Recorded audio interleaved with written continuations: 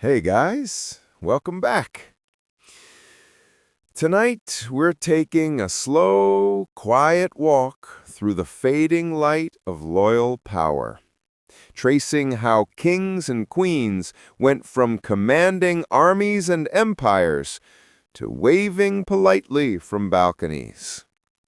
So, dim the lights, grab your tea, and maybe wrap yourself in a blanket, because tonight's story is about the death of divine right, the long, sleepy decline of monarchs, and how centuries of bad marriages, political blunders, and a few rather dramatic decapitations brought royal supremacy to an end. Let's start in the beginning, when kings actually mattered. Once upon a time, and yes, it's okay to yawn here, kings were the center of everything. In medieval Europe, power didn't flow from parliaments or constitutions or voting booths. It came from God. Or at least that's what kings said. The divine right of kings was the world's most convenient political philosophy, a celestial permission slip to rule absolutely. If you questioned the king, you weren't just disobedient, you were sinning, which in hindsight was quite the setup. But that confidence came with a cost, because when your entire job is being chosen by God, what happens when people start realizing maybe he didn't pick you very well? Let's drift first to France, the land of powdered wigs, court intrigue, and tax policies designed by people who never paid taxes. For centuries, French kings believed they were the beating heart of civilization. Louis XIV, for example, the Sun King, literally said, "I am the state." And honestly, he meant it. He ruled for 72 years, long enough to bankrupt his country several times, build the world's most over-decorated house, Versailles, and prove that gold leaf can in fact be a political philosophy. He loved power so much that his courtiers weren't even allowed to sit in his presence unless given royal permission. Because nothing says, "I'm chosen by God," like forcing people to stand for decades. But here's the thing. Absolute monarchy looks impressive until the bills come due. And they did. By the time his great-great-great-grandson Louis XVI came along, France was basically running on debt, discontent, and very expensive cake. Louis XVI was, to put it kindly, not exactly built for crisis management. He was shy, indecisive, and more interested in locks and keys than ruling. Literally, he was an amateur locksmith. A fun hobby, unless your country is collapsing and the mob is sharpening their guillotines. Marie Antoinette didn't help much either. She was Austrian, foreign, and fashionable, a triple sin in pre-revolutionary France. While the press painted her as a heartless party queen, in reality, she was just deeply out of touch. She threw elaborate masquerades while peasants starved, and the optics weren't great. When the revolution came, the monarchy's divine right turned out to be surprisingly mortal. Louis and Marie ended up on the chopping block, quite literally. The crowd cheered, the blade fell, and just like that, France decided maybe kings weren't so divine after all. It wasn't just the end of a dynasty. It was the beginning of a global realization. Kings could die, and more importantly, their power could too. But France wasn't alone in this slow royal meltdown.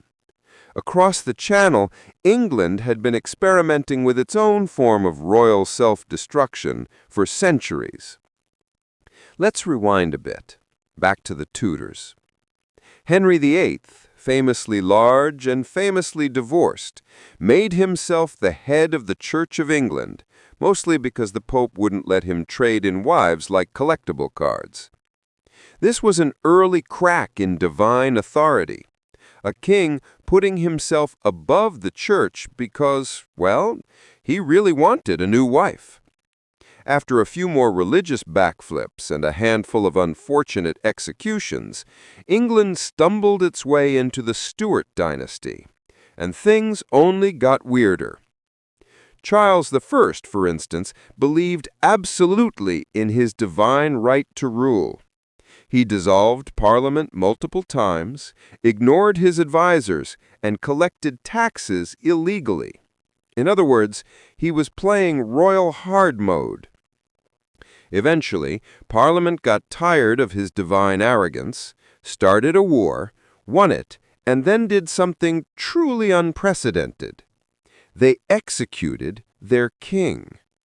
That's right, in 1649, Charles I became the first monarch in European history to lose both his crown and his head to his own people. And honestly, it shocked everyone. Europe watched in horror as England declared itself a republic. It didn't last long.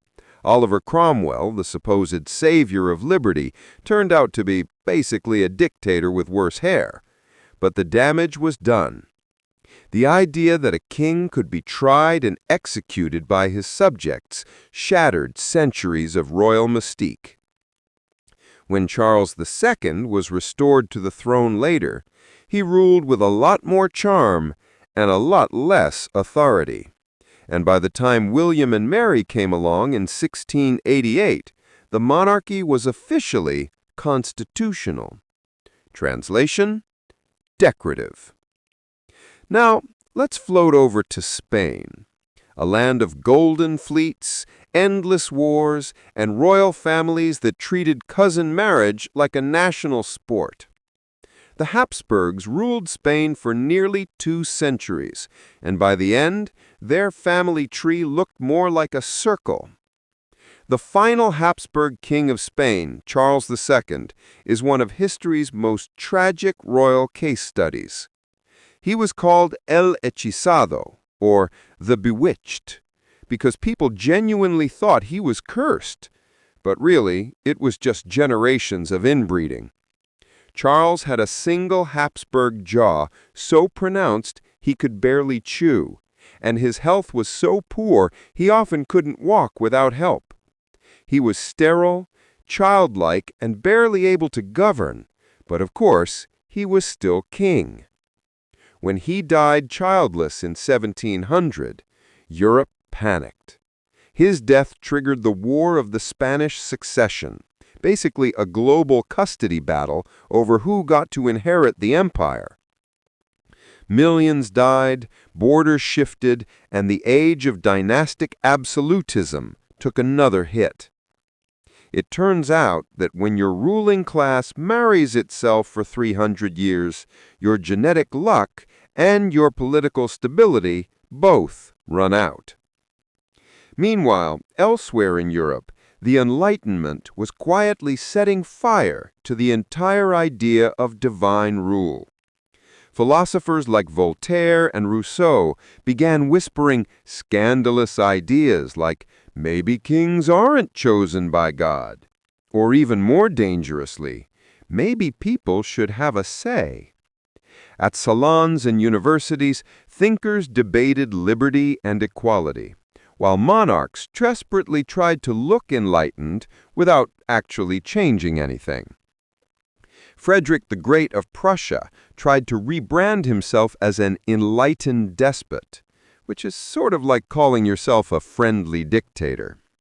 He read philosophy, played the flute, and wrote poetry, in between invading Silesia and exhausting his army.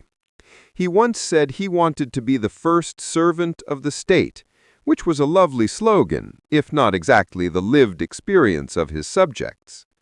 And Catherine the Great of Russia tried the same act, inviting philosophers to her court, pretending to love freedom, then crushing peasant uprisings with military precision, because nothing says progressive monarchy like casually annihilating your serfs.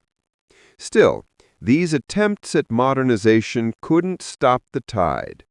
The old world order was cracking, and across Europe, people were starting to ask the same sleepy, dangerous question. What if we don't need kings anymore? Let's pause here. Breathe for a moment, and let the candles flicker out in your mind. In Part 2, we'll drift into the 18th and 19th centuries, where monarchies start falling like dominoes, revolutions become fashionable, and royal families begin clinging to relevance by posing Welcome for back. portraits If and you're still marrying awake, their cousins just congratulations. one last time. That means you've survived the first few centuries of royal disasters. But don't worry, there are plenty more to come. When we last left off, Europe was getting a bit tired of divine rule. Kings were still trying to act important, philosophers were being annoying, and the general public was realizing that maybe they didn't need to bow to someone just because of their bloodline. And then, right on cue, the 18th century decided to light everything on fire. Let's drift gently into the age of revolutions, that chaotic, caffeine-fueled century where everyone suddenly decided monarchy was so last season. The French Revolution had set the tone. Guillotines, mobs, and one very headless king. But France wasn't content to keep that chaos to itself. It started exporting revolution like a lifestyle brand. In the 1970s, the French armies swept across Europe shouting liberty, equality, fraternity, and yes, sometimes shouting while looting. Monarchs everywhere looked at what was happening in Paris and thought, maybe we should update our public relations strategy. But not all updates worked. Because as soon as France got rid of one monarchy, it somehow made another. Enter Napoleon Bonaparte, the man who rose from a minor Corsican officer to become Emperor of the French. Yes, Emperor. After the revolution abolished kings, the French promptly crowned a new king. Because apparently, humans can't function without at least one fancy hat in charge. Napoleon's monarchy was built on charisma, not divine right. He didn't claim God chose him. He claimed merit did, which, to be fair, was a refreshing lie compared to the old ones. He crowned himself in Notre Dame in 1804, literally taking the crown from the Pope's hands mid-ceremony, because that's just who he was. Then he spent a decade conquering everything he could reach, until his empire collapsed under its own ambition and a rather unfortunate Russian winter. When he fell, Europe collectively decided, let's not do that again, and tried to put the old monarchs back in place, like gluing a broken vase together and pretending it still holds water. This period, called the Restoration, was basically the sequel nobody asked for. The Bourbons returned to the French throne. The Habsburgs strutted back into Vienna, and everyone pretended revolutions were just a bad dream. But dreams have a habit of coming back. By the early 19th century, monarchs were trying to reinvent themselves. Gone were the divine right proclamations and elaborate coronation oaths. Now they were calling themselves fathers of the nation, constitutional monarchs, or, if they were feeling trendy, servants of the people. Of course, they didn't actually want to serve anyone, but they did want to look like they were. Take King Louis-Philippe of France, the so-called citizen king. He came to power in 1830 after yet another revolution kicked out the old Bourbon line. He dressed in plain clothes, carried an umbrella, and liked to be seen walking among his subjects, very down to earth, in the way billionaires sometimes claim to still shop at grocery stores. But it didn't last. In 1848, another wave of revolutions swept across Europe, and Louis-Philippe was out. Again. France decided it was done with kings, then accidentally elected Napoleon's nephew, who, in true family fashion, crowned himself Emperor Napoleon III. At this point, European politics was basically a royal version of Groundhog's Day. Meanwhile, over in Germany, dozens of little monarchies were squabbling, marrying, and occasionally invading one another. Prussia, the biggest and most humorless of them, began to rise under the leadership of Otto von Bismarck. He wasn't royal, but he loved manipulating them. In 1871, after defeating France again, poor France, he crowned King Wilhelm I of Prussia as Emperor of a newly united Germany. And where did he do it? The Palace of Versailles. Because nothing says, we've moved on from monarchy, like crowning a new emperor in your old enemy's palace. For a moment, monarchies looked powerful again. There was Queen Victoria in Britain, ruling an empire so large it was said the sun never set on it. There were czars in Russia, kaisers in Germany, kings in Italy and Spain. It looked like monarchies had found their second wind. But here's the quiet truth. It was already dying. Let's float for a moment into Victorian England, where the monarchy discovered the power of public relations. Queen Victoria wasn't particularly glamorous or even particularly cheerful. She was small, stern, and perpetually dressed in black after the death of her husband, Prince Albert. But she did something revolutionary. She made monarchy domestic. Instead of ruling through divine right, she ruled through family image. Paintings and photographs showed her as the devoted wife and mother, a moral anchor in an increasingly industrial and chaotic world. It was less, God chose me, and more, I'm Britain's mom now. And it worked. People loved it. She became the ultimate royal brand, respectable, stable, and slightly boring. Her descendants, however, took things in a slightly different direction. By the late 1800s, Europe's royal families were all basically related. The monarchs of Britain, Germany, and Russia were literal cousins, all descended from Queen Victoria.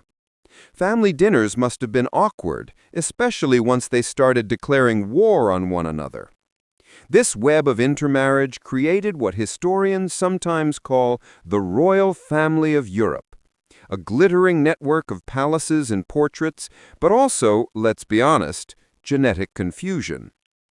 When World War I broke out in 1914, it was essentially a giant family feud with artillery. You had King George V of Britain, Tsar Nicholas II of Russia, and Kaiser Wilhelm II of Germany, all cousins, all wearing different uniforms, and all sending millions of people to die in the name of countries they didn't really understand. It was the ultimate test for monarchies, and spoiler alert, they failed. World War I was the real killer of crowns, not just because of the death toll, but because it revealed how useless monarchs had become. While ordinary people were dying in trenches, their kings were making ceremonial speeches and signing treaties they barely understood. By the end of the war, the world had changed forever. Germany's Kaiser Wilhelm II was forced to abdicate and flee to the Netherlands, where he spent his retirement chopping wood and sulking about democracy. The Austro-Hungarian Empire collapsed entirely, taking the Habsburgs with it. And in Russia, the Romanovs, who once seen as semi-divine, were overthrown and brutally executed by revolutionaries. It was the most dramatic royal extinction event in modern history. The survivors, like Britain's George V, learned to adapt fast. He rebranded the royal family, changed their German-sounding name from Saxe-Coburg and Gotha to the much more British Windsor, and kept his head down.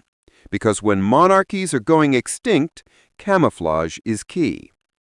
Meanwhile, in other corners of Europe, monarchs tried to stay relevant by reinventing themselves as national symbols. They opened hospitals, cut ribbons, and smiled for photographs. Gone were the thrones and scepters, replaced by microphones and ceremonial duties. It was, in a sense, the longest job demotion. By the early 20th century, the monarch's role had become entirely performative. They no longer ruled, they reigned. And while that might sound like a small difference, it's everything. They became walking nostalgia, the last flicker of an old world that had long burned out. Let's let that thought linger for a moment. We started tonight with divine kings claiming the voice of God, and now we have ribbon cutters and Christmas speech givers. Part 3 will take us deeper into the 20th century, when royal families struggled to find meaning in a democratic world, when revolutions kept dethroning the old guard, and when monarchy survived not through might, but through marketing. So take a slow breath. The crowns are getting lighter. Hey again. And the If world you've made it this far, is waking you've up. already survived revolutions, guillotines, and more cousins than a family reunion in Vienna. But the story isn't over yet, because the 20th century didn't just end monarchies, it redefined them. By now, the royal families of Europe were like fading movie stars, still recognizable, but clearly past their prime. The golden crowns were tarnished, the palaces were drafty, and the divine right of kings had quietly become the public approval ratings of monarchs. Welcome to the modern era, where survival depended not on armies or religion, but on good manners, public sympathy, and just enough scandal to stay interesting. Let's start with one of the saddest royal collapses, Russia. The Romanovs had ruled for more than 300 years. They'd outlasted wars, assassinations, and more peasant uprisings than anyone could count. But by the early 1900s, they were completely out of touch with reality. Tsar Nicholas II genuinely believed he had been chosen by God to rule his people, which might have worked a few centuries earlier, but in 1917, it just made him look, well, delusional. He and his wife, Alexandra, were isolated from the world, surrounded by sycophants, and deeply reliant on a certain mystic monk named Rasputin, the man, the myth, the beard. Rasputin claimed to have healing powers, which, to be fair, sometimes seemed to work on the couple's hemophiliac son, Alexei. But outside the palace, people saw him as a drunken, womanizing fraud, and his influence over the royal family became a national embarrassment. By the time World War I broke out, the Russian army was collapsing, the economy was imploding, and revolution was in the air. Nicholas tried to act decisive and instead managed to alienate everyone. His generals didn't trust him, his people despised him, and his ministers couldn't stand him. When the revolution finally came in 1917, it wasn't even dramatic. He just abdicated, gave up the throne, and signed his family's death warrant in the process. A year later, the Romanovs were executed in a basement. No last speeches, no royal dignity, just a sad, quiet end to one of the grandest dynasties in history. And with them, the entire idea of the divine monarch died too. Elsewhere, the fall of kings was less bloody, but just as symbolic. Take Germany. After World War I, Kaiser Wilhelm II had to abdicate in 1918. He fled to the Netherlands, where he lived out his retirement chopping wood, collecting mustache wax, and writing letters about how ungrateful everyone was. He spent the rest of his life complaining about democracy, which, honestly, is a mood. When he died in 1941, Hitler was in power, the world was burning again, and nobody really noticed. The age of Kaisers had quietly expired. Then there was Austria-Hungary, once the proud domain of the Habsburgs, the same dynasty that had practically ruled half of Europe. By 1918, the empire was disintegrating faster than a cheap pastry.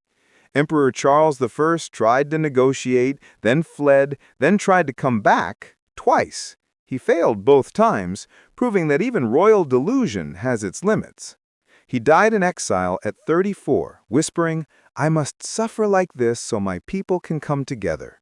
They didn't, but points for optimism. And then there's the British monarchy, the one that somehow, miraculously, survived everything. By the 1930s, Britain's empire was shrinking, the Great Depression was biting, and public faith in royalty was wobbling. Then came one of the most awkward royal scandals in modern history. King Edward VIII, young, charming, handsome, fell in love with an American woman named Wallis Simpson. She was twice divorced, opinionated, and not exactly the kind of lady the Church of England wanted anywhere near the throne. Edward had two choices: keep the crown or keep Wallis. He chose love. In 1936, he abdicated with the famous words, "I have found it impossible to carry the heavy burden of responsibility without the help and support of the woman I love." Romantic, yes, but also slightly dramatic for a man who'd been king for less than a year. His younger brother, George VI, took the throne, painfully shy, stammering, and utterly unprepared. But somehow, he became exactly the king Britain needed. He guided the nation through World War II with quiet dignity, proving that sometimes the best monarch is the one who doesn't want the job. His daughter, Elizabeth II, would go on to redefine the monarchy. Let's linger there for a moment, because Elizabeth's reign was basically the royal equivalent of a miracle. When she ascended the throne in 1952, the world was changing faster than any other time in history. Empires were collapsing, colonies were gaining independence, and television was turning royalty into global celebrities. Elizabeth adapted perfectly. She didn't preach divine right or royal superiority, she simply endured. Decade after decade, she did her job, smiling, waving, visiting, and never, ever giving an opinion. In an age of noise and controversy, her silence became her strength. She turned monarchy into a performance, a kind of national theater of continuity. Even people who didn't like monarchy often admitted she was good at being queen. Her reign wasn't about power, it was about presence. The monarchy survived because it stopped pretending to rule and started pretending to matter. But not every royal line managed that trick. Italy tried monarchy one more time after the war, briefly, before the people voted it out completely in 1946. King Umberto II, who reigned for just over a month, was nicknamed the May King. He spent the rest of his life in Portugal giving interviews about how misunderstood he was. Greece lost its monarchy in the 1970s after a military coup and public referendum. Their ex-king Constantine II spent decades in London, ironically living near the royal family of Britain, the only monarchy that still invited him to dinner. Even Egypt, once ruled by opulent King Farouk, got rid of its monarchy in 1952. Farouk fled to Italy with trunks full of gold, watches, and enough suits to clothe a small army. He spent the rest of his life gambling in casinos, eating too well, and reminiscing about how kings used to have class. He died at dinner, fittingly, from overeating. Everywhere, monarchs were discovering the same uncomfortable truth. They had become relics in a world obsessed with progress. In the 20th century, the true power shifted to presidents, parliaments, and people with microphones. Monarchs no longer ruled. They entertained. They became symbols, brands, or cautionary tales. Some leaned into it.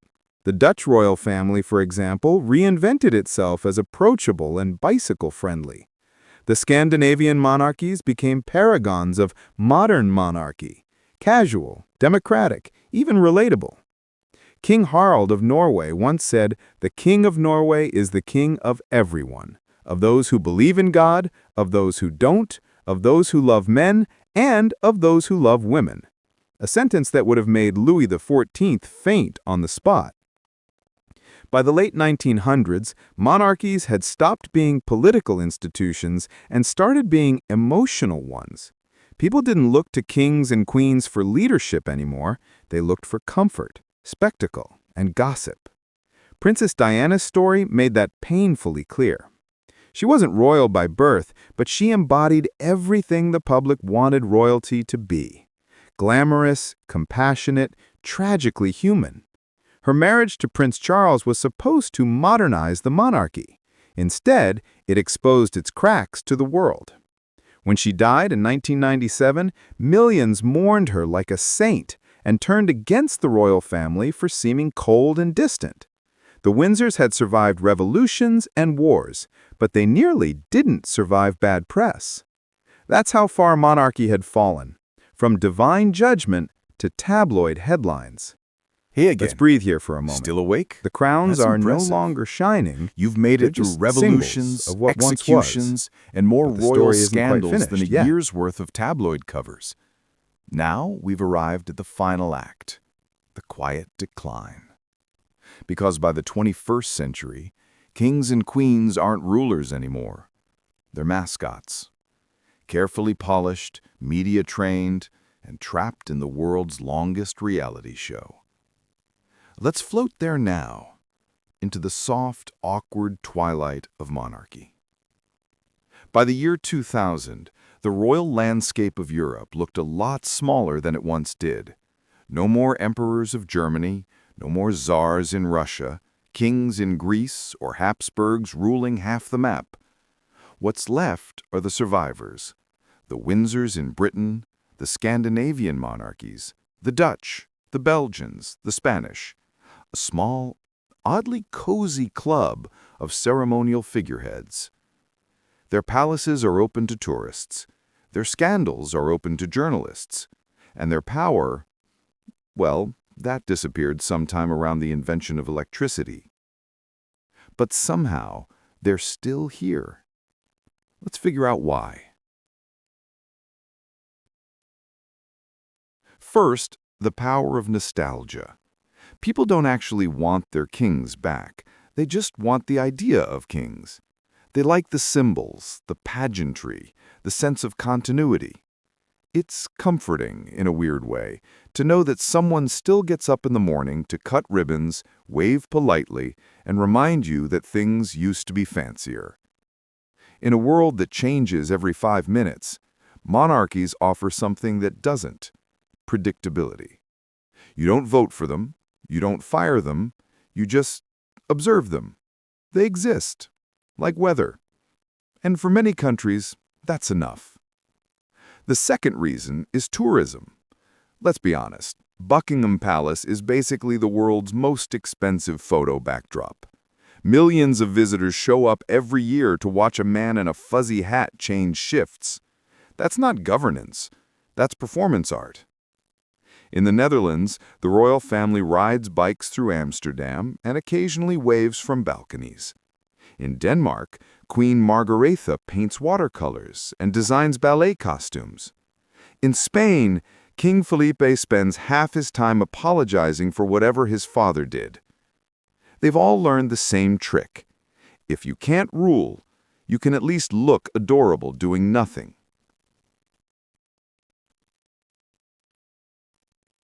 And then there's public relations. The modern monarchy is basically a brand, polished, consistent, and always on message. Every photo is deliberate, every gesture calculated. Even relatable moments are choreographed.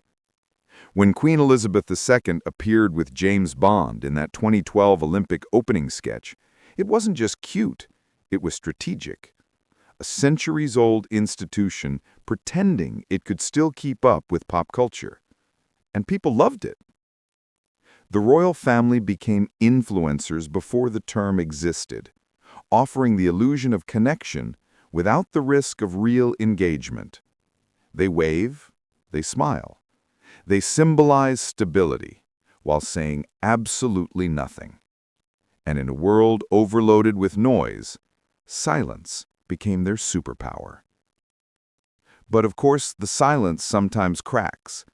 Modern monarchies live or die by their scandals, and there's never a shortage.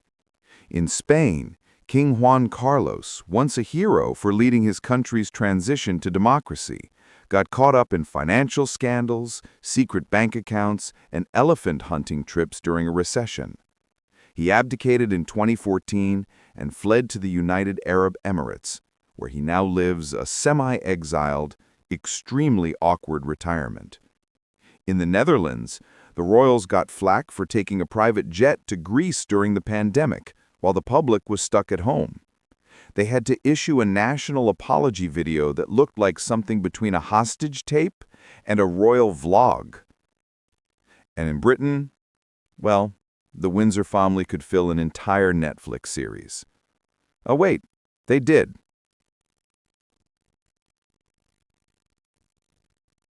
Let's float into that royal soap opera for a moment.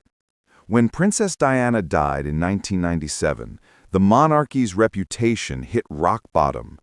The public blamed the royal family for being cold, rigid, and out of touch. It was a near-death experience for the institution. But Elizabeth II learned from it. The family became more visible, more emotional, at least in public. They adapted to the age of cameras and sympathy. And for a while it worked.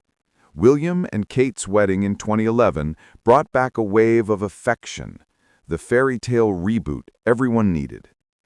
Then, of course, came Harry and Meghan, and the royal machinery began sputtering again. Their exit from royal duties in 2020, Megxit, as tabloids gleefully called it, exposed just how fragile the institution really was. For the first time, a royal couple wasn't just leaving the palace, they were giving interviews about it. The monarchy, built on mystique, suddenly had to compete with Oprah. And no matter how you feel about the saga, one thing was clear. The royal family was now part of pop culture, not above it. Hey there. If you're still awake by now, congratulations, or condolences. Either way, we've reached the end of the road. The part where crowns gather dust, thrones become museum pieces, and the ghosts of monarchs hover quietly over history like forgotten wallpaper. This isn't the story of how kings ruled. It's the story of how they lingered. By the late 20th and early 21st centuries, the age of kings had ended, but no one had the heart to tell the kings. They didn't vanish overnight. They just slowly thinned out. Like old wallpaper that's too sentimental to tear down, monarchies remained, faintly visible beneath layers of democracy and bureaucracy. They stopped commanding armies and started cutting ribbons, stopped conquering lands and started attending charity galas. The crown still shimmered, but it had lost its gravity. And that really is what defines monarchy's afterlife, the look of power without the weight of it. Let's float gently through a few of the places where that afterlife still flickers. In Vienna, the old Habsburg palaces are museums now. Tourists walk through rooms once meant for emperors, where chandeliers still hang, but the throne is just another exhibit. The sound of footsteps echoes where courtiers once whispered. Franz Joseph's portrait still watches, unblinking from the walls, as if trying to remember why everyone stopped bowing. In France, the palaces of Versailles and Fontainebleau are open to visitors, their mirrors polished, their histories carefully sanitized. The guillotine is long gone, but the souvenir shops are thriving. You can buy Marie Antoinette macarons and drink overpriced coffee where courtiers once plotted revolutions. It's monarchy repackaged, royal decadence sold by the hour. And in Russia, where the Romanovs fell in a basement, their remains were buried with state honors decades later, not as rulers, but as relics. The Tsars came back to their empire, not in triumph, but in glass coffins and documentaries. Monarchies die slowly, but nostalgia lives forever. Even republics, countries that once chopped off royal heads, can't resist dressing up their past in gold leaf and tragic music. Look at France's fascination with Napoleon, or Italy's TV shows about the Medici. Even the United States, born in rebellion against a king, still fills movie screens with princes, princesses, and fairy tale weddings. It's as if the human brain can't quite quit the idea of monarchy. We crave the pattern, one figure above the crowd, embodying something larger, even if that something is just collective daydreaming. But there's also a darker side to that nostalgia. When monarchies fade, they often leave behind a sort of emptiness. For centuries, kings were the anchors of identity. Flawed, ridiculous anchors, but anchors nonetheless. When they vanished, something had to fill the void. In some places, it was democracy. In others, it was dictators. The symbols stayed, the flags, the parades, the anthems, but the meanings changed. Fascism, nationalism, populism, all of them borrowed the old royal language of destiny and unity. They replaced crowns with slogans, but the yearning behind it was the same. Humans never really stopped wanting someone to blame, to follow, or to mythologize. We just changed the costumes. So maybe monarchy didn't die. It just evolved. Today's monarchs don't rule countries. They rule headlines. They don't command loyalty. They command algorithms. The spectacle of monarchy, the gowns, the ceremonies, the balcony waves, survived by becoming content. The coronation of Charles III wasn't an act of divine right. It was a global live stream with complete hashtags and reaction videos. The crown, in the end, became the ultimate influencer accessory. And yet, there's still something strangely tender about the remnants. In quiet moments, when a royal funeral winds through cobblestone streets, or when an old queen waves from a balcony one last time, you can feel a tiny echo of what monarchy used to mean. Not power, not control, just continuity. A thread running through centuries, however frayed. That's what's left of monarchy now. Not rule, not glory, just memory. Let's drift for a moment to Windsor Castle. Imagine it late at night. The tourists gone, the halls silent, except for the soft hum of security lights. The portraits of dead kings and queens still hang there, each one gazing into nothing. Elizabeth II's face joins them now, serene and slightly tired, the last great figure of a vanished kind of dignity. Somewhere her crown rests in a glass case, polished but purposeless, the symbol of a world that believed in hierarchy, now preserved by a world that believes in hashtags. And maybe that's fitting, because monarchy in its final form exists entirely in the realm of story. It's no longer about who rules, but who remembers. Every time a royal balcony wave makes the news, every time a Netflix drama reimagines a queen's tears, we're participating in the ritual that keeps monarchy's ghost alive. It's not reverence anymore, it's repetition. And repetition, after all, is how myths survive. So when the last monarch someday steps down or fades away, they won't leave a vacuum. They'll leave a habit. A human habit of wanting our stories to have crowns in them, even if those crowns are made of nothing but nostalgia and pixels. So what killed the monarchs? Maybe. Nothing really did. They were never alive in the way we thought. They were stories pretending to be people, divine symbols trapped in mortal skin. And stories, as we know, never really die. They just change narrators. You can close your eyes now. The age of kings is over. The world belongs to the ordinary, to parliaments and presidents and people scrolling in the dark. But somewhere, behind glass, the crowns still glint, reminders of a world that once believed in bloodlines, destiny, and the quiet illusion of forever.